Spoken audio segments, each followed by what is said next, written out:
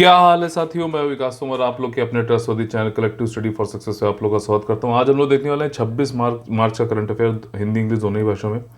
अभी जो है मैं आप लोग के साथ एक वीडियो साझा करूंगा। यूपी पीसीएस मेंस एग्जामिनेशन जो 2021 का हुआ है, इसकी पेपर 2 की मैंने पीडीएफ जो है ऑलरेडी आप लोग को दे दी है। उसमें मैंने ये भी दिखाया है कौन सा क्वेश्चन किस दिन के करंट अफेयर में आपके साथ शेयर किया गया था, जिससे कि क्वेश्चन बना है डायरेक्टली इनडायरेक्टली। वहाँ से अगर आपने पीडीएफ जो है देखी है हमारी, पढ़ी है और वीडियो देखा है, ठीक, पीडीएफ मान लीजिए आप पेड ग्रुप में नहीं भी है तो कोई दिक्कत नहीं है। वीडियो अगर देखा हुआ है उससे नोट्स बनाकर अगर आपने रेगुलर है तो आपके वो क्वेश्चन, और जीएस पेपर 2 में तो मैंने देखा सारे क्वेश्चंस हमारे से जो है थे करंट अफेयर के। डायरेक्टली इनडायरेक्टली आपने वो मेंस में समझ चाहिए होती है, फैक्ट चाहिए होती है, सारी चीज़ें आपके वहाँ पर क्वेश्चन हो गए होते। टेलीग्राम का जो चैनल है उस पर मैंने ऑलरेडी GS2 का दे दिया है, GS3, GS4, GS1 इन सब का निकाल के एटलीस्ट करंट अफेयर से इतने क्वेश्चन हमारे आए हैं। डेली करंट अफेयर जो रोज सुबह 6 बजे आता है उसकी सीरीज से, उसको मैं एक साथ करके पूरा वीडियो एक दूंगा और पीडीएफ भी दूंगा। ये चैनल जरूर ज्वाइन कर लीजिएगा, यहाँ पे सारे नोटिफिकेशन और इंपॉर्टेंट चीज़ें यहाँ पे बताई जाती हैं। ठीक, हमारे यूपी पीसीएस और यूपीएससी के लिए 2022 के लिए जो है पेड ग्रुप्स चल रहे हैं। यूपी पीसीएस का कंप्लीट पेड ग्रुप चल रहा है। कई सारी मतलब उसमें कोर्सेज हैं, मॉड्यूल हैं, आपको जो भी सही लगता है वो आप ले सकते हैं। आखिरी मैंने उसके बारे में बताया हुआ है इस वीडियो के लास्ट में। और कोई डाउट है तो 9650347272 पे आप लोग हमसे बात कर सकते हैं। ठीक, आज जो 10 मोस्ट इंपॉर्टेंट टॉपिक्स हैं जो कि प्रीलिम्स और मेंस एग्जामिनेशन में आ सकते हैं आपके यूपीएससी, यूपीपीएससी, बीपीएससी और अदर स्टेट पीसी एग्जामिनेशन में, वो हैं ये सारे जिनको अब हम लोग देखेंगे विस्तार से। देखिए, जनरल स्टडीज पेपर 2 से हमारा पहला टॉपिक है polity and governance, vacancies in the IAS. ठीक है, आईएएस बनने का आपका सपना है तो ये वाला जो डेटा दिया गया है उसको देख के आपको काफ़ी खुशी होगी। लेकिन जो है सबसे बड़ी दिक्कत ये है कि ये जो वैकेंसीज हैं वो भरी नहीं जा रही हैं। ठीक, और जो सीट्स हैं वो भी कम होती गई हैं, काफ़ी विगत वर्षों में देखा गया है। खैर, जो यहाँ पर जो मिनिस्टर ऑफ स्टेट हैं पीएमओ के लिए, personnel public grievances and pension, उन्होंने एक डेटा दिया अभी लोकसभा में। जनवरी 1 2021 तक का डेटा है। पूरे देश में 6746 जो है आईएएस हो सकते हैं, सैंक्शन है ये लिस्ट। लेकिन अभी इस समय कार्यरत हैं 5231 यानी 5231 आईएएस ऑफिसर्स। 1515 जो है रिक्तियां हैं, यानी कि वैकेंसीज हैं। 22% करीबन जो है अभी वैकेंसीज हैं। ठीक, और इसमें भी जो 6746 हैं उसमें भी जो डायरेक्ट रिक्रूटमेंट है, जो यूपीएससी की तरह जो सिविल सर्विसेज वाला एग्जाम होता है उसके थ्रू जो आए हैं वो है 3787। और कुछ जो आपको पता होगा एसडीएम होते हैं फिर प्रमोट हो जाते हैं स्टेट सिविल सर्विसेज से, वो है 1444। ठीक है, तो ये तो वाला डेटा हो गया। अब देखो जो 15 और 15 जो ये 1515 जो रिक्तियां हैं, सबसे ज़्यादा भाई साहब यूपी में है 104, उसके बाद बिहार में, फिर उसके बाद एगमुट जो है कैडर, जिसमें क्या है आपका ये होता है एगमुट वाला यूनियन टेरिटरी से संबंधित। ठीक है ना, तो ये इस यहाँ पे 87 है। तो इन यूपी और बिहार सबसे ज़्यादा पढ़ाई यहाँ पे करी जाती है सिविल सर्विसेज की तैयारी के लिए, और यहाँ पे सबसे ज़्यादा रिक्तियाँ हैं। तो बड़ा विडम्बना है ये चीज़। और भाई ये अगर कहा जाता है कि स्टेट पीछे भी हैं तो यहाँ पे रिक्तियाँ हैं, पूरी करो उन्हें। ठीक है ना, अलग से सीट 2 बार एग्जाम करो, कौन कह रहा है 1 बार कराओ, 2 बार कराओ, क्या दिक्कत है, लेकिन भरो तो सीट। और इसके पीछे ऐसा नहीं, समिति एक बनाई गई थी, उसने भी ये बोला है, ये रिकमेंडेशन भी दी है कि ज़्यादा रिक्तियाँ नहीं होनी चाहिए। ये शॉर्टेज जो है हमेशा रही है 1951 से, जब से ये सिविल सर्विसेज है अपना आईएएस वाला। ठीक, 2001 में सबसे कम रिक्तियां थी, परसेंटेज मतलब वैकेंसीज की सबसे कम थी, मतलब सारी सीटें फुल थी। 2012 में सबसे ज़्यादा थी, 28.87% थी। इस समय कितनी है, 22 के करीब है। एक कमेटी बनाई गई थी BS बासवान कमेटी, बस इतना ही समझ लीजिए। ये कमेटी को ये बोला गया था कि भाई साहब देखो कि ये जो रिक्तियां हैं, मतलब सिविल सर्विस से संबंधित था, तो उन्होंने बोला था 180 से ज़्यादा रिक्तियां नहीं होनी चाहिए, नहीं तो क्वालिटी में गिरावट देखी जाती है। ठीक, इन्होंने रिपोर्ट अपनी सबमिट की थी 2016 में। इसके अलावा उन्होंने बोला था अब ज़्यादा जो है रिक्रूटमेंट करना पड़ता है, तो Lal Bahadur Shastri national academy of administration जो मसूरी में है, उसकी कैपेसिटी में ज़्यादा, तो मतलब वो ट्रेनिंग वेनिंग में भी दिक्कत होती है। ठीक है, और सीनियर पोस्ट और जिस तरीके से जो प्रमोशन होता है उसमें भी फिर दिक्कत आने लगती है। तो रिक्तियां जो है टाइमली होनी चाहिए, ताकि ऐसा ना हो कि बैकलॉग ये 1500 है फिर 2500 हो जाए, तो ये दिक्कत करेगा। ठीक, इसके अलावा एक और कमेटी जो है बनाई गई थी, होटा कमेटी थी, यूपीएससी से ही संबंधित थी, ये सिविल सर्विसेज से।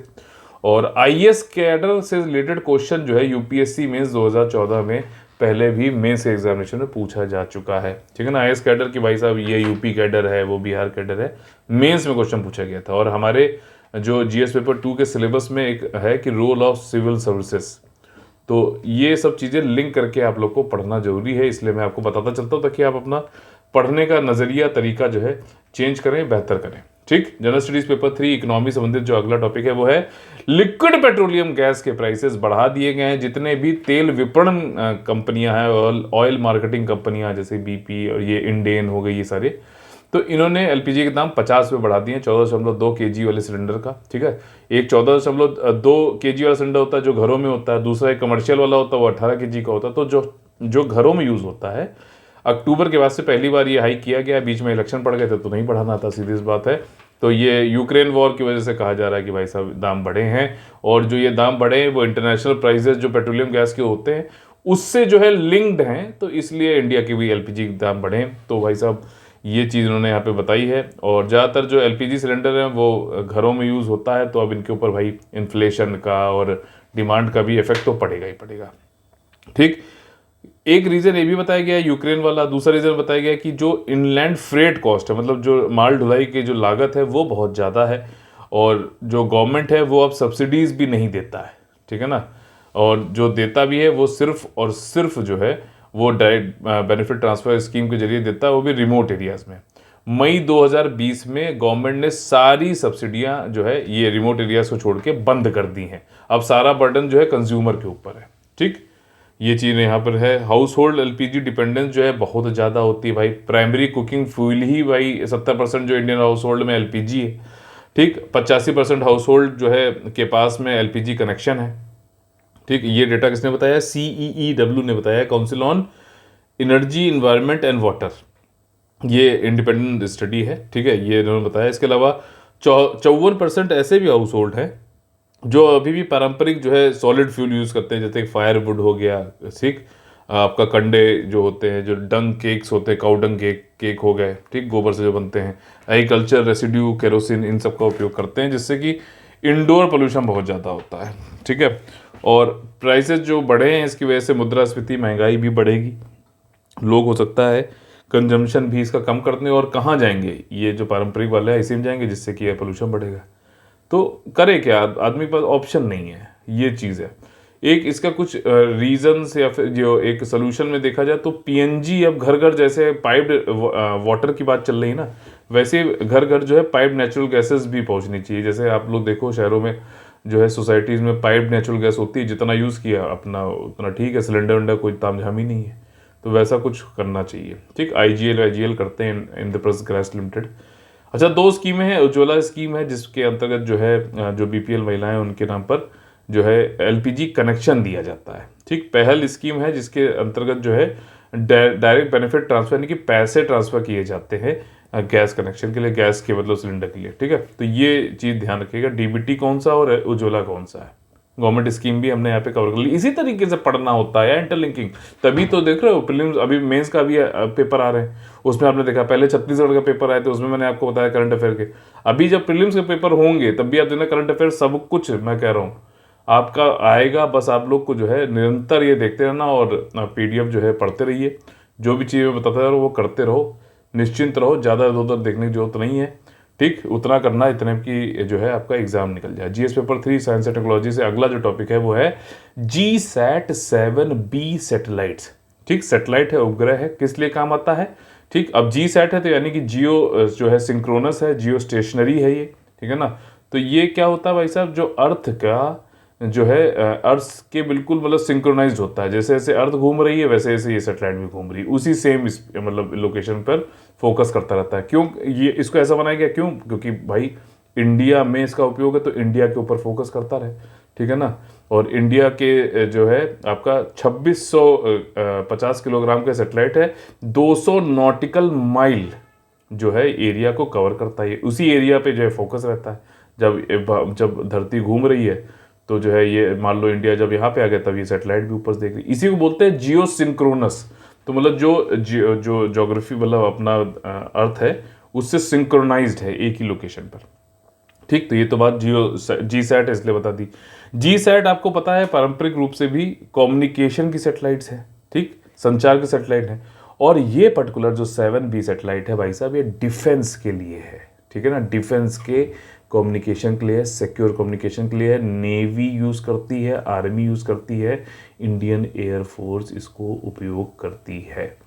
बात सारी चीज़ें कॉन्सेप्ट समझ में आ गए। अब कुछ फैक्ट्स देख लेते हैं। अभी न्यूज़ में क्यों है डिफेंस एक्विजिशन काउंसिल, इसका काम क्या होता है, क्या चीज़ें हमें अधिग्रहण करनी है, ये सब ये काउंसिल बताता है। इसका हेड कौन होता है आप लोग को कमेंट करके बताना है, ठीक। इन्होंने अभी एक्सेप्टेंस ऑफ नेसेसिटी जो है किया है कि हम प्रोक्योर करना चाहते हैं जीसैट 7B सैटेलाइट, ठीक। कौन कौन सी चीज़ भाई, नाइट साइट होनी चाहिए भाई, डिफेंस की चीज़ें तो रात में भी देख सकें कि कौन घुसपैठिया आ रहा है हमारे बॉर्डर के अंतर्गत। 4x4 लाइट व्हीकल्स होनी चाहिए, air defence fire control radar होना चाहिए, आग वाग कहीं लगी हो तो ये सब के लिए ये अभी डिफेंस एक्विजिशन काउंसिल ने दे दिया है, तो बढ़िया है। इसरो ने इसको बनाया है, कम्युनिकेशन नीड्स को पूरा करता है डिफेंस सेक्टर की। इसको लॉन्च किया गया था 2013 में अगस्त में। एरियान 5 ECA रॉकेट था, कोरो फ्रेंच गयाना साउथ अमेरिका में, वहां से लॉन्च किया गया था। 200 नॉटिकल माइल्स को ये कवर करता है, इंडियन ओशियन रीजन को पूरे। और ये मेनली यूज़ किया जाता है इंडियन नेवी के द्वारा, ठीक। और इसमें कई सारी मिलिट्री कम्युनिकेशन की चीज़ें, आपका कम voice bit high bit rate, इतना जानने की जरूरत नहीं है। इसका नाम रुक्मणी है, ये ध्यान रखना, ठीक है ना, ये चीज़ इंपॉर्टेंट है, रुक्मणी इसका नाम रखा गया है। और इसमें जो है जो कम्युनिकेशन करते हैं, तो कम्युनिकेशन के लिए कुछ फ्रीक्वेंसी पे हमें बात करनी पड़ती है ना, तो कौन कौन सी अल्ट्रा हाई फ्रीक्वेंसी है, UHF, और इसके अलावा C बैंड है, कू बैंड है, कू का ऐसे करके मैंने याद किया था। ये सारे कम्युनिकेशन में यूज़ होते हैं, नेवी इसको यूज़ करता है रियल टाइम कम्युनिकेशन के लिए, ठीक है ना, ताकि कोई इधर उधर ना ट्रेस कर पाए क्या बातें हो रही हैं क्या नहीं है, सरफेस शिप, सबमरीन, एयरक्राफ्ट, हर तरीके से, ठीक। जियो सिंक्रोनस ट्रांसफर ऑर्बिट में है ये 249 किलोमीटर पेरिजी पर, ठीक। तो वो दो चीज़ें होती हैं, अर्थ है, ठीक, अर्थ पे मून चक्कर जब लगाता है तो कभी पास में दूर रहता है तो कभी पास में रहता है, ठीक है। तो जब पेरिजी वो पॉइंट होता है जब मून अर्थ के पास होता है, पी से पास और पी से पेरिजी, ऐसे याद कर लो, ठीक। और आपका जो एपोजी जो होता है वो तब होता है जब दूर होता है, ठीक। तो ये तो हो गया आपका अर्थ और मून के रिलेशन में पेरिजी और अपोजी। अगर अर्थ और सन के रिलेशन में देखा जाए तो अर्थ जो है सन के जब सबसे करीब होती है तो उसको बोलते हैं पेरिहिलियन। बताइए सबसे करीब जो है अर्थ कब होता है सन के, ठीक, वो मतलब दिन बताइए, जनवरी में होता है, कब होता है, ठीक। थोड़ा मैं आपको हिंट देता चलता हूँ, तो इसमें पेरिलियन होता है और जब दूर होता है तो उसको एपीहिलियन बोलते हैं, ठीक। थोड़ा बहुत ज्योग्राफी का भी आप लोग को, हालांकि ये सब एनसीईआरटी में दे रखा है, कुछ भी ऐसा नहीं है। और मैं आपको बता रहा हूँ एनसीईआरटी के अलावा और कुछ आपको बस करंट अफेयर में हमारा देख लीजिए, बस इसके अलावा और कुछ करने की जरूरत ही नहीं है, ठीक ना। ज़्यादा चीज़ों के पीछे पहुँचोगे, दौड़ोगे तो दौड़ते रहोगे, हो सकता है एथलीट बन जाओ, लेकिन यहाँ पे दिक्कत हो जाएगी एग्ज़ाम में, ठीक। तो जीसैट 7B जो है ये आर्मी की नीड्स को पूरा करता है और 30% इसको कम्युनिकेशन कैपेबिलिटी जो आर्मी यूज़ करती है, हालांकि इसको इंडियन एयरफोर्स के लिए बनाया गया था, बाकी ये नेवी ऊपर हम लोगों ने देखिए रखा है, ठीक। तो ये अच्छा टॉपिक है, रुक्मणी नाम है इसका, ये ध्यान रखिएगा, ठीक। किसके लिए है, इसरो ने बनाया है, कम्युनिकेशन है आर्म फोर्सेस डिफेंस फोर्सेस के लिए, ठीक। नेक्स्ट टॉपिक भाई साहब general studies paper 2 international relation संबंधित है, इंडिया और श्रीलंका। अब क्या है कि इंडिया के बिल्कुल जो है नीचे ये श्रीलंका है। जब ब्रिटिशर्स थे तो ब्रिटिशर्स कई सारे जो है जो तमिल थे उनको जो है श्रीलंका ले गए, वहाँ पे चाय के बागान बनाने के लिए, वहाँ प्लांटेशन के लिए उन्होंने ले गए, ठीक है। फिर भाई ब्रिटिशर्स को हमने लात मार के भगा दिया और उसके बाद श्रीलंका भी जो है स्वतंत्र हो गया। लेकिन ये जो प्लांटेशन के लिए तमिल गए हुए थे इनको कभी भी मतलब उनको मतलब माना नहीं गया, उनको यही लगा कि ये बाहरी हैं, फॉरेनर्स हैं। तो जो श्रीलंका के जैसा कि जो लोग बोलते हैं कि हम मतलब हम लोग असली सन ऑफ द सॉइल है, वो है सिन्हला आपके बुद्धिस्ट, ठीक। तो वो जो है तमिल्स को मारने लगे और उनको भगाने लगे, निकलो यहाँ से, बहुत उत्पीड़न करते थे। तो वहाँ पे भाई साहब जो है तमिल जो ये ऊपर का नर्दर्न और ईस्टर्न एरियाज़ है, तो वहाँ पे LTTE बन गया, ठीक। आपका जो है लंकन टाइगर तमिल इलम मतलब होम करके होता है, आपका तो वो ये कह रहे थे कि नहीं, हमको यहाँ पे रहना चाहिए, हमारा घर है, इस तरीके से। और श्रीलंकर आर्मी से जो सिन्हला बुद्धिस्ट है उनसे इनकी लड़ाई जो नोकझोंक होती रहती थी।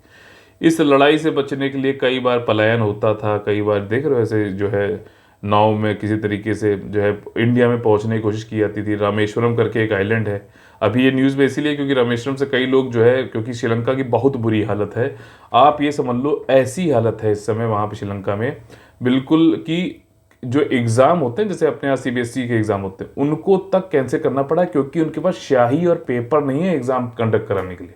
इतनी बुरी हालत है। तो अभी कई सारे लोग जो है तमिल से श्रीलंका से भाग के तमिलनाडु में घुस रहे थे, तो उनको वहाँ सेव किया गया है।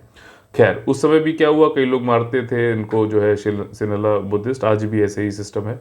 तो ये लोग भागते थे यहाँ से। तमिल ईलम जो है, जब इसने भी थोड़ी आवाज़ उठाई, एक सोल्जर श्रीलंका को मार दिया, तो और ज़्यादा दिक्कत होने लगी। 1983 में जो है आपका एक अकॉर्ड हुआ, आपका 1983 में हुआ था, यस, कि 1987। तो उसमें मतलब जवाहरलाल नेहरू जी का था, उससे पहले भी कि भाई साहब हम लोग जो ये शरणार्थी हैं उनके लिए काम करेंगे, उनको जो है जगह देंगे। तमिलनाडु में उनके लिए रिफ्यूजी कैंप्स भी बने हुए हैं, जिसमें आज भी, ठीक है ना, आज भी कई सारे जो है 19,000 श्रीलंकन फैमिलीज जो है और 58,822 इंडिविजुअल, 10,000 इसमें बच्चे हैं 8 उम्र से कम, वो 108 रिफ्यूजी कैंप्स में रहते हैं जो कि श्रीलंकन तमिल हैं, ठीक है ना। श्रीलंकन तमिल है उनको बोला जाता है, वो मतलब तमिलनाडु वाले भी उनको एक्सेप्ट नहीं करते हैं, हालांकि लैंग्वेज सेम है तो थोड़ा बहुत तो वो अप्रॉक्सीमेटी लगती ही है, ठीक। तो वहाँ पे रहते हैं और उनको रिफ्यूजी सर्टिफिकेट भी दिया गया है। और जो मतलब रिफ्यूजी सर्टिफिकेट के साथ में 34,000 तो बाहर रहते हैं उन कैंप्स के। तो ये 1983 में आपका जो है प्राइम मिनिस्टर लाल बहादुर शास्त्री, कैसे हो सकता है ये, इसको एक बार चेक करेंगे। खैर इसमें देखिए एक समझौता हुआ भारत और श्रीलंका के बीच में कि भाई साहब जो है, जो इंडियन ओरिजिन हैं और भाई श्रीलंका में रह रहे हैं, मतलब तमिल हैं श्रीलंका में रह रहे हैं, या फिर वो चाहते हैं इंडिया में आना या फिर श्रीलंका में रहना चाहते हैं, तो ऐसे कुछ 9.25 लाख लोग हैं। तो उनके अपनी चॉइस के अनुसार जिस भी कंट्री में रहे तो उनको सिटीजन का दर्जा वहाँ पे दिया जाएगा, सारे राइट्स दिए जाएंगे, ऐसा जो है किया गया, ठीक। फिर एलटीटी के फिर उसके बाद तमिल्स का काफ़ी जो है हर्ष, उन्होंने बहुत बुरा किया है वहाँ पर, ठीक। 2009 में जो है वहाँ पे जो प्रभाकरन करके तमिल एलटीटी के हेड थे, ठीक है ना। 2009 में मुझे याद है फोटो, एक श्रीलंकन आर्मी निकाली थी, वीडियो बनाया था पूरा, कि फिर उसके बच्चे को भी मार देते हैं और उसका वीडियो बनाते हैं, पहले बिस्किट देते हैं फिर गोली मार के उसको, फिर उसकी फ़ोटोज़ भी आई थी। तो मतलब काफ़ी जो है दिक्कत वहाँ तबियत की करी इन्होंने वहाँ पर, ठीक है। तो ये सारी चीज़ें हैं, अभी जो है ये बचाया गया। मैंने कहा कि कुछ आपको इसका बैकग्राउंड पूरा बता दूं ताकि आप लोग जब आगे पढ़ो तो कभी भी तो आपको याद आ जाए। देखिए इंटरनेशनल रिलेशंस के लिए मैंने अभी जनरल स्टडीज़ पेपर 1 का जब मैंने एनालिसिस करी थी यूपीपीसीएस वाले मेंस का एग्जामिनेशन, और उससे पहले यूपीएससी मेंस एग्जामिनेशन जो हुआ था, तो मैंने बताया अर्जुन देव जो बुक है वर्ल्ड हिस्ट्री की, ठीक है, ओल्ड एनसीईआरटी पढ़ लो या फिर ऑक्सफोर्ड की आती है, इसके अलावा कुछ भी नहीं पढ़ना है, ठीक है ना। रिलेवेंट सोर्सेज पे रहिए, अच्छा रहेगा। अगला टॉपिक है general studies paper 2, health issues संबंधित है, इंडिया टीबी रिपोर्ट, ठीक। इंडिया ने एक टीबी से संबंधित जो है ट्यूबरक्लोसिस से संबंधित एक रिपोर्ट निकाली है जिसका नाम है national TB prevalence survey report, 2019 और 2021 के बीच में कंडक्ट किया गया था। इस रिपोर्ट में बताया है कि जो मॉर्टेलिटी रेट है, मृत्यु दर है, वो बढ़ी है 11%। टीबी से मौतें वो जो होती हैं उसमें बढ़ोतरी हो गई है 11% की। साथ ही साथ जो टीबी जिन पेशेंट को होती है, मतलब कि जो पेशेंट है जिनको टीबी हुई, मौतें तो बात की बात है अगर सही से ट्रीटमेंट नहीं होता है, तो जो जिनको टीबी हो रही है उसमें भी बढ़ोतरी हुई है 2021 में 19%। मृत्यु दर कितना, 11%, ध्यान रखिएगा। और ये जो है नंबर ऑफ इंसिडेंट जो टीबी के हैं ये 19,33,000 कुछ हो गए 2021 में, ठीक। अभी जो रिपोर्ट आई है 2022 में उसमें बताया गया है।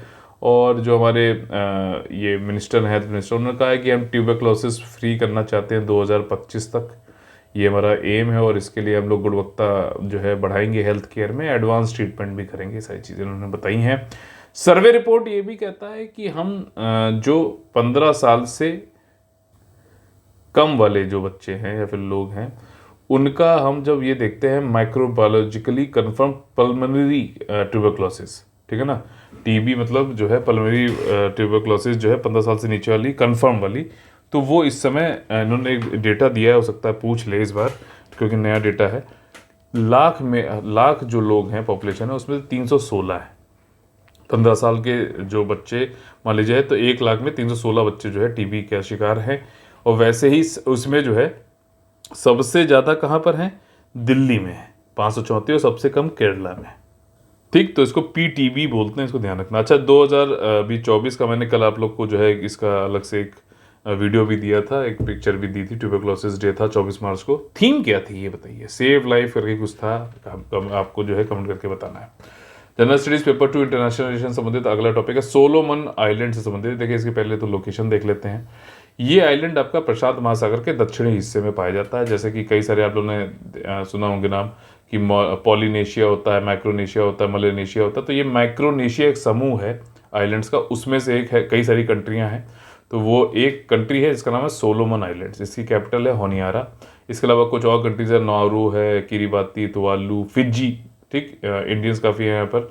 न्यू कैलेडोनियन, ये फ्रांस की ओवरसीज टेरिटरी है। कोरल सी हो गई, ये ऑस्ट्रेलिया है। पपुआ न्यू गिनिया, ये सारी चीज़ें। ठीक, थोड़ा सा मैपिंग जरूर करिए, रोज क्वेश्चन आते हैं तो भाई साहब। और वैसे भी आपकी उत्सुकता होनी चाहिए। देखिए, एक इंक्विजिटिव माइंड होना बहुत ज़रूरी है, ठीक है ना। एक ज्ञान पिपासु जो है, जिज्ञासु माइंडसेट होना जरूरी है कि समझ तो आपको जो है ये लगेगा नहीं मुझे पढ़ना है, क्वेश्चन नहीं कर पाऊंगा, ये डरने की जरूरत नहीं है। ठीक, मजा कर लो पढ़ाई में, आपको जो है उत्सुकता है वो ज़्यादा जरूरी है। ठीक, सोलोमन आइलैंड ने क्या है कि अभी चाइना के साथ में डील कर ली है कि भाई हमारे यहाँ मिलिट्री सिक्योरिटी संबंधित जो है आप हम लोग सिक्योरिटी एग्रीमेंट कुछ करते हैं। और वहाँ की कैबिनेट को उन्होंने भेजा है, सोलोमन आइलैंड ने अपनी कैबिनेट के पास में, कि इस पर कुछ जो है वार्तालाप लेके डिसीजन लिया जाएगा। एक प्रपोजल ये भी दिया गया है। ठीक, यूएस को काफ़ी इससे दिक्कत होने वाली है, क्योंकि अभी सोलोमन आइलैंड पर फरवरी में ही जो है कहा था यूएस ने कि हम एक एम्बेसी अपनी खोलने वाले हैं। ठीक, सोलोमन आइलैंड थोड़ा जो है चाइना की तरफ जो है वो हो रहा है, थोड़ी उसकी तरफ बढ़ रहा है। पहले ताइवान के साथ डिप्लोमेटिक टाइज रखता था, वहाँ से हट के अब बीजिंग के साथ हो गया 2019 में। और इसके काफ़ी जो है वहाँ पे राइट वाइट भी हुए थे होनियारा में। खैर, चाइना अब यहाँ पे अपनी पकड़ मजबूत कर रहा है। और जो है इसमें ऑस्ट्रेलिया हालांकि इसको सिक्योरिटी सपोर्ट हमेशा देता रहा है, बिल्कुल बगल में है इसलिए सोलोमन आइलैंड को। लेकिन चाइना भी, अब चाइना देखो क्वाड बनाया हम लोगों ने, जापान, ऑस्ट्रेलिया, इंडिया, यूएसए। ठीक, तो ऑस्ट्रेलिया बगल में चाइना बैठ रहा है। ये चाइना इतना आसान नहीं है, चाइना भी थोड़ा सा अब वो वाला चाइना नहीं 1950 वाला, ठीक है ना। अब उसने काफ़ी पॉलिटिकली, देखिए चाइना ने क्या किया, मैं आपको थोड़ा सा इसका भी बैकग्राउंड देता हूँ ताकि आपके मेंस की या वैसे भी प्रीलिम्स की पूरी समझ अच्छी हो जाए। चाइना पॉलिटिकली जो है स्टेबल हो गया, वन पार्टी सिस्टम है, डिसीजन मेकिंग फास्ट हो गई। लेकिन अगर तो पॉलिटिकली तो वो कम्युनिस्ट हैं, लेकिन इकोनॉमिकली देखें तो उन्होंने एक अपना एक बना रखा है, एक फनल बना रखा है। सारा जो निवेश आना है वो कहाँ से आएगा, हांगकांग से। ठीक, तो इकोनॉमिकली जो है वो कैपिटलिस्ट है। ठीक, निवेश खूब आए, खूब जो है हम पैसा हमारे पास होना चाहिए। और डिसीजन लेने के लिए हमारे पास वन पार्टी सिस्टम है, कम्युनिज्म का वो उन्होंने उपयोग किया। तो पॉलिटिकली दे आर कम्युनिस्ट, साम्यवादी हैं। लेकिन इकोनॉमिकली अगर देखें तो 1989 के बाद से, ठीक है ना, या 79 के बाद से जो है डेंग जिंगपिंग करके कुछ थे नाम उनका, डिजियोंग करके, तो तब से जो है भाई साहब ये पूंजीवाद की तरफ बढ़ चुके हैं और इकोनॉमिकली दे आर कैपिटलिस्ट। तो ये थोड़ी सी चीज़ें पॉलिटिकल साइंस वाली है, एनसीईआरटी में दे रखी हैं। कुछ भी अलग से मैं ऊपर कोई वो चीज़ नहीं बता रहा हूँ कि किसी स्टैंडर्ड बुक में या रेफरेंस बुक में दे रखा है। अगला टॉपिक है जनरल स्टडीज पेपर 3 इकोनॉमी संबंधित, रिजर्व बैंक इनोवेशन हब। अब देखो रिजर्व बैंक जो है वित्तीय चीज़ों से रोज उसका आमना सामना होता रहता है। तो उसने कहा कि एक ऐसा संस्थागत तरीका ढूंढते हैं, सेटअप बनाते हैं, जिसमें हम हमेशा ही वित्तीय जो है इनोवेशन की तरफ बढ़ते हैं, नवाचार की तरफ बढ़ते रहें। ठीक, तो और मतलब जो भी चीज़ें हैं इनकरेज करें लोगों को कि भाई साहब अच्छे से अच्छा जो है फाइनेंशियल इंक्लूजन बढ़ाया जाए, वित्तीय समावेशन को बढ़ावा दिया जाए। तो उन्होंने एक हब बना दिया, उसके लिए 100 करोड़ रुपया दे दिया, प्रारंभिक पूंजी दे दी, और ये बनाया है बैंगलोर में, जो कि क्वेश्चन बन सकता है। शक्तिकांत दास जी जो हैं, जो कि आरबीआई के गवर्नर, उन्होंने इसको इनॉग्रेट कर दिया है। संस्थागत तरीके से जो है सस्टेनेबल मैनर में फाइनेंशियल इनोवेशन पे काम किया जा सके, उसके लिए 100 करोड़ रुपया दिया गया। इसके इंडिपेंडेंट बोर्ड के चेयरमैन जो है, may be it can be asked S Gopal Krishnan नाम है। आरबीआईएच का एम है कि ऐसा पारिस्थितिकी तंत्र बनाना है जिसका फोकस ये होगा कि हम फाइनेंशियल सर्विसेज यानी वित्तीय सेवाओं को किस तरीके से लोगों के लिए सुगम बना सकें, यानी एक्सेसिबल बना सकें, और प्रोडक्ट जो है वो लो इनकम पॉपुलेशन जिनके पास कम आय है जनसंख्या, उनके लिए किस तरीके से अच्छे से प्रोडक्ट बना सके। जैसे अभी जो है हम लोगों ने करंट अफेयर में इसको कवर किया था कि जो फीचर्ड फोन होते हैं बटन वाले, उसमें भी यूपीआई का उपयोग हो पाएगा। ठीक, तो इसी तरीके के नवाचार जो है करने के लिए ये एक संस्थागत तरीका ढूंढा गया, हब बनाया गया। कहाँ पर? बैंगलोर में। कमेंट करके बताइए आप लोग, मैं क्योंकि ऐसा क्वेश्चन पूछता है रोल ऑफ आरबीआई, और इसको देखने के लिए ऑफिशियल सोर्स पे जाइए, आरबीआई की वेबसाइट पे जाइए, अबाउट अस पे जाइए, वहां पे आपको दिखेगा फंक्शंस ऑफ आरबीआई। ठीक, पूरी चीज बताऊंगा, पूरे जहां जाना है आपके गंतव्य तक पहुंचा के रहूंगा, बस आपको जो है मेरे इनपुट पे आउटपुट देते रहना है। ठीक, general studies paper 2 health issues. देखो कोविड-19 डेथ क्लेम्स, अभी क्या है कि बहुत ही मतलब इंसानियत जो होती है ना, कई बार या तो लाचार है या फिर उसको मजा आ रहा है, ये मतलब इस तरीके करप्शन करना, या मतलब लोग परेशान है उसमें भी जो है अपने जो है भेड़िए वाले दांत निकालना, पता नहीं अजीब से सिस्टम हो गया है। लोग क्यों ऐसा कर रहे हैं, कितनी भूख है, क्या है पता नहीं, बट यहाँ पे सिस्टम अब समझो क्या है। कोविड-19 पे जो है डेथ होने पर मुआवजा मिलता, अब इसके लिए भी लोग फेक क्लेम्स डाल रहे हैं। मतलब किसी की डेथ होगी घर में तो भाई कुछ पैसा मिल जाए, तो क्या होगा, कुछ 2-3 बिचौलिए घूम रहे हैं, उन्होंने कहा अरे यार तो अच्छा डेथ होगी कोई बात नहीं, एक काम करते हैं, हेल्प करते हैं, 50,000 रुपया मिल रहा है तो हम तुम्हारी फाइल बढ़वाते हैं, कोविड-19 की डेथ किसको फेक बनाते हैं, और उसमें से जो है 5,000 हमको दे देना। मतलब इस तरीके चलता है काम। तो इस तरीके के क्लेम्स को जो है, और ये कई सारे केसेस गए हैं सुप्रीम कोर्ट केस में, तो सुप्रीम कोर्ट ने अभी ये कहा है कि भाई साहब पहली चीज तो क्लेम जो भी आए हैं स्टेट गवर्नमेंट्स के पास में कोविड-19 से रिलेटेड, उसके लिए मुआवजा आपको अगर 20 मार्च 2022 के पहले डेथ हुई तो 60 दिन में देना है, टाइम बाउंड मैंने कर दिया है, और अगर अभी इसके अब फ्यूचर में कोई डेथ होगी तो 90 दिन में मुआवजा दे देना है। और जो भी स्टेट के बाद प्रोसेस होगी एप्लीकेशन, तो 50,000 रुपये डेथ के देने हैं विद इन 30 डेज। ठीक, 60 दिन में टोटल मुआवजा देना है, 50,000 रुपये तो 30 दिन में ही दे दो। और कोर्ट ने ऑर्डर पास किया है, निर्देश दिया है यूनियन ऑफ इंडिया एनडीएमए को जो है आपका डिजास्टर मैनेजमेंट अथॉरिटी जो है नेशनल लेवल पे कंसर्न स्टेट की जो एक्स ग्रेशिया अमाउंट आप लोग दो, ताकि जो सफरिंग्स है फैमिली मेंबर्स की उनकी खत्म हो सके, थोड़ा बहुत तो उनको सारा हो। फॉल्स क्लेम्स के लिए भी उन्होंने कहा है कि हम फॉल्स क्लेम जो करेगा अगर पाया जाता है, पकड़ा जाता है, तो डिजास्टर मैनेजमेंट एक्ट 2005 के सेक्शन 52 के अंतर्गत भाई साहब 2 साल तक और फाइन की जो है सजा हम उसको देंगे। ठीक है ना, तो 50,000 जो है मुआवजा सारा वही जेल में निकलेगा फिर। तो वैसे भी ये चीज़ नहीं करनी चाहिए, अगर कोई करता हुआ दिखे तो आप लोग जो है चुपके से फ़ोन करो, ठीक, किसी को बता दो, कोई जरूरी नहीं कि उसको साथ के जो है उससे भिड़ने लग जाओ, ऐसे भी कुछ कई सारी चीज़ें हैं कर सकते हैं। और बेंच ने ऑर्डर किया है कि सेंटर को कि ministry of health and family welfare और नेशनल डिजास्टर मैनेजमेंट अथॉरिटी वो एक रैंडम स्क्रूटनी करें, ठीक है ना, जो भी क्लेम्स आए हैं 5% के। कई सारे क्लेम कौन कौन से स्टेट में, आंध्र प्रदेश, गुजरात, केरला, महाराष्ट्र की, भाई साहब कोई 100 आए हुए हैं, उनमें से 5 निकाल लिए और उनको क्लेम को जो है चेक कर रहे हैं, रैंडम स्क्रूटनी कर रहे हैं। ठीक है, बढ़िया, ठीक है, तो ये चीज़ें हो गई। अगला टॉपिक है जनरल स्टडीज पेपर 2 आपका एजुकेशन संबंधित है, साक्षरता यानी कि लिटरेसी। एक जो है गवर्नमेंट की तरफ से एक प्रोग्राम चलाया जा रहा है, जो भी क्लास 3 तक के बच्चे हैं उनको जो है लिटरेसी और साक्षरता और न्यूमरेसी यानी कि संख्यात्मकता, इन दोनों में सुधार करने के लिए एक प्रोग्राम चलाया जा रहा है, जिसमें कि ये अभी 1 लाख क्लास 3 के स्टूडेंट जो है पूरे देश में से पार्टिसिपेट करने वाले हैं, ताकि उनकी फाउंडेशनल लर्निंग बढ़ सके। इसको हम लोग ने अभी पीछे करंट अफेयर में जो है कवर भी किया था।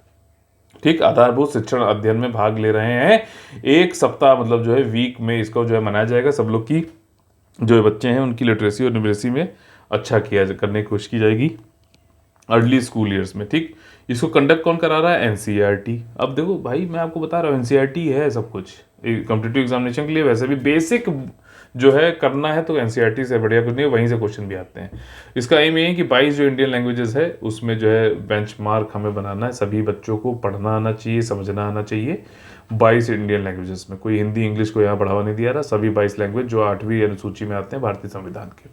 10,000 स्कूल और 1 लाख स्टूडेंट जो है पार्ट लेंगे आपके मार्च 23 से लेकर 26 तक जो है इस स्टडी में। अपनी जो नेशनल एजुकेशन पॉलिसी है 2020 तक की, इसकी मेजर थीम यही है कि भाई साहब जो बच्चे हैं छोटे बच्चे अर्ली स्कूल ईयर्स वाले, तो उनकी एबिलिटी, उनकी क्षमता जो है पढ़ने की, लिखने की, बेसिक ऑपरेशन नंबर्स के साथ में गणित वणित के छोटे प्लस करना, माइनस करना, घटाना, बड़ा जो है गुणा करना, ठीक, और नेसेसरी फाउंडेशन और इनडिस्पेंसिबल प्रीरिक्विजिट है ये ऑल फ्यूचर स्कूलिंग और लाइफ लॉन्ग लर्निंग के लिए।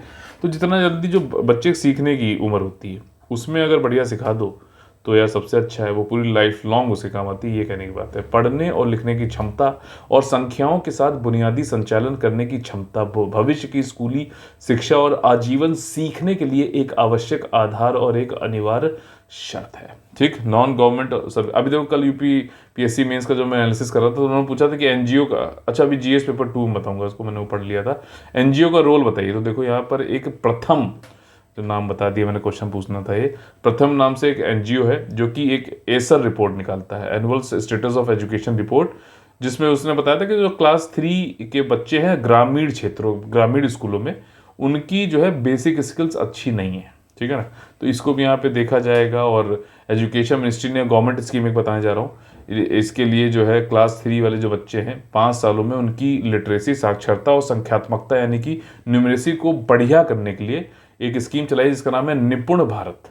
निपुण भारत, ठीक है ना, निपुण भारत। निपुण वैसे क्या होता है, स्किल्ड बोला जाता है, स्किल्ड को निपुण बोला जाता है, हिंदी इंग्लिश थोड़ी जो है। National initiative for proficiency in reading with understanding and numeracy इसका फुल फॉर्म है, ठीक। तो अगर क्वेश्चन आया था तो भाई साहब निपुण भारत किससे संबंधित है, एजुकेशन में क्लास 3 तक के बच्चों की जो है समझ और संख्यात्मकता के लिए है, ताकि उनकी फाउंडेशनल जो लर्निंग है वो अच्छी हो सके। अगला जो टॉपिक है फिर से टीबी संबंधित है, general studies paper 2 health issue संबंधित, डेयर टू इरेड टीबी, बहुत अच्छा नाम रखा है। ये कुछ पैलिंड्रोम है, जैसे मैंने आप लोग पीछे एक पढ़ाया भी था एक जगह, जब तारीख थी 22 करके था ना, 22 फरवरी 2022, तो वैसे ही कुछ है ये। तो उसमें 20 फरवरी 2022 करके था। तो डेयर टू इरेड टीबी, ये जो है आपका किसका है, department of biotechnology, ministry of science and technology के अंतर्गत जो है उसने जो है ये चालू किया है आपका डेयर टू इरेड टीबी। इसमें क्या है कि डेटा ड्रिवन रिसर्च होता है, किस एरिया में यार कितनी टीबी आ रही है, कितने लोग बढ़ रहे हैं, कितनी तेज, तो ये डेटा जो है उसके जरिए टीबी संबंधित जो है हम रिसर्च करेंगे और टीबी को इरेडिकेट करेंगे, ठीक। वर्ल्ड टीबी वाले दिन जो है इन्होंने ये अनाउंस किया minister of science and technology ने, ठीक है। ये मिनिस्टर ने कहा डेयर टू इरेड टीबी जो है एक अम्ब्रेला टीबी प्रोग्राम है, ठीक। इसके अंदर और 2 जो है इनिशिएटिव है, एक तो इन टीजीएस है यानी कि Indian tuberculosis genomic surveillance consortium है, और दूसरा है इन टीबी के हब यानी कि Indian TB knowledge hub webinar series है, ठीक। तो उसमें नॉलेज जागरूकता ये सब बताई जाएगी। और जीनोमिक सर्विलांस में क्या है भाई साहब, कि जो हेलिकल स्ट्रक्चर होता है हमारा आपका जो डीएनए का, तो उसमें देखते रहेंगे भाई साहब टीबी है तो किस तरीके से उसमें अनुवांशिक रूप से जो है चेंजेस हो रहे हैं, म्यूटेशन हो रहे हैं, ठीक है ना। तो ये चीज़ें जो है इसमें होस्ट डायरेक्टेड थेरेपीज भी होंगी टीबी के खिलाफ जो है लड़ने के लिए, और ट्रीटमेंट एक्स्ट्रा प्रिलिमिनरी जो टीबी है उसके लिए भी इसमें जो बताया जाएगा, ठीक। क्या आहार खाना चाहिए, ये सारी चीज़ें इसमें। Indian tuberculosis genomic surveillance consortium जो है इंसाकॉग, ठीक। इस प्रपोज जो है इंडियन सार्स कोरोना वायरस के संदर्भ में इसको पहले ही जो है इंसाकॉग को बताया गया था। जीनोमिक सीक्वेंसिंग क्या होती है, जो डीएनए स्ट्रक्चर है उसमें जो है ए से टी का, जी से सी का जो आपका बॉन्डिंग है वो उसकी सीक्वेंसिंग क्या है, कुछ चेंज हो रही है, क्या चेंज हो रही है यानी कि म्यूटेशन हो रहा है, म्यूटेशन हो रहा है तो उसके क्या इफेक्ट हो सकते हैं, क्या कर रहा है, तो वैसे जो कोरोना के लिए चेक किया जा रहा था, तो अब इसको भी इसमें जोड़ा गया है, ठीक। तो यही चीज़ें होल जीनोम सीक्वेंसिंग ये सर्विलांस इसमें किया जाएगा, ठीक। तो आज का सेशन यहीं पे खत्म होता है। ये सारी डिटेल्स है हमारी, आप लोग पॉज करके इसको पढ़ सकते हैं, कोई डाउट है तो आप लोग 9650347272 पर पूछ लीजिएगा। तो चलिए कल फिर से मुलाकात होगी सुबह 6 बजे, तब तक ले आप लोग से लेते हैं अलविदा। जय जय Bharat, all the very best है, वंदे वंदे मातरम।